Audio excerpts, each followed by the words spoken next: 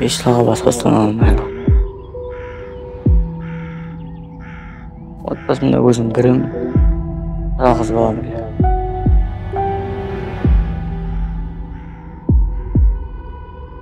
Ата-анам ауыртпашылық салып,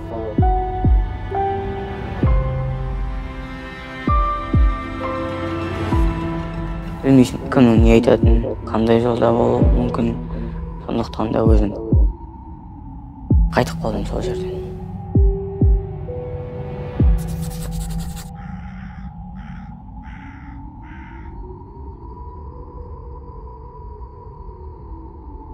Мен терезені сипаттау және діни оқып жүру, сондай стадиямен осында келдім.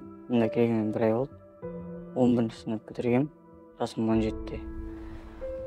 Мынандай оқиға болған бір рет. Бейтаныс бір әйел адам жазатын маған. Танысайық осылай деп. Мен намазханмын деп. Содан кейін ол қыз айтатын маған, ағаммен кездесу керексің деп. Содан ағасымен кездестім.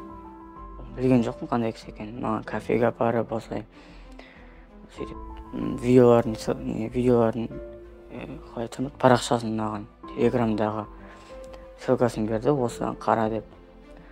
Сөйтіп жүргенде бір сол кісі группаға тап болдым бір. Группаның ішінде адамдармен араластым. Адамдар маған күнделікті насихат жүргізіп отырады. Солай олармен араласып жүрдім. Олар қазақстандық, және де Қазақстан емес, өзге де мемлекеттерден болатын, шетелдік мемлекеттерден.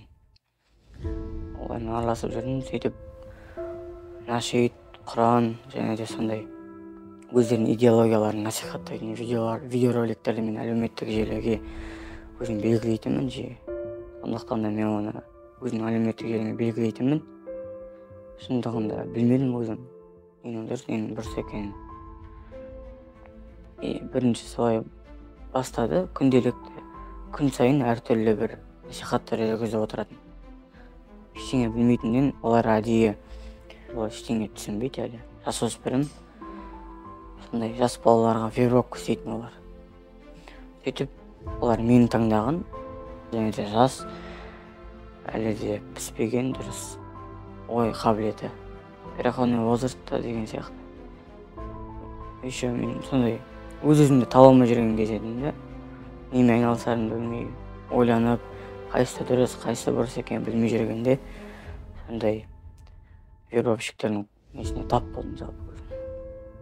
Намаз оқымайтындар кәпірлер, намаз оқымайтындармен араласуға болмайды. 24-те жетіп олармен біздер әлеуметтік желімен сөйлесіп отыратын едік. Көбі өз қаламда болды, кейбіреулері басқа шетел мемлекеттермен олармен сөйлесіп отыратын едік. Және де мен оларға өзімнің не істеп жүргенімді, немен айналысатынымды барлығын айтатын едім. Өйткені ойладым, дұрыс адамдар менің достарым сияқты олар деп. Солай ойладым, бұлар маған жақсылық ойлайды, жақсы болғанымды қалайды. Сол себептен өзіме бір шектеу қойғандай болдым. Олармен араласып жүргенде бір түсінгенім, мен олармен араласып жүргенде және араласпай жүргенде салыстырғанда өмірім тіпті бір ақ қара, тек қана қараңғылап кетті өмірім. Өйткені олар вербовщиктер адамды, психологтар сияқты ғой, адамды сендіріп сондай адамға жағымды ететін еді. Сондықтан да өзім солай достарыммен де қарым-қатынас жақсы болып жүрді. Себебі олар қатты насихаттаған соншалық, тіпті дос балаларымнан да, өзімнің жүріп жүрген қызымнан да алшақтады. Жалпы өзім жалғыз өзім қалып қойдым. Емес екенін білгенде, ондай ата-анама ауыртпашылық салатынын білгенде, ондай қиын жағдайға түсетінімді білгенде, өзімнің болашағыма былай балта жаппайды. Ол мен өмір тоқтап қалған жоқ. Әлі де шыққаннан кейін мен ата-анамды, ең бірінші ата-анамды разы қылғым келеді. Өйткені бұндай ауыртпашылыққа салғаныма қатты өкінемін.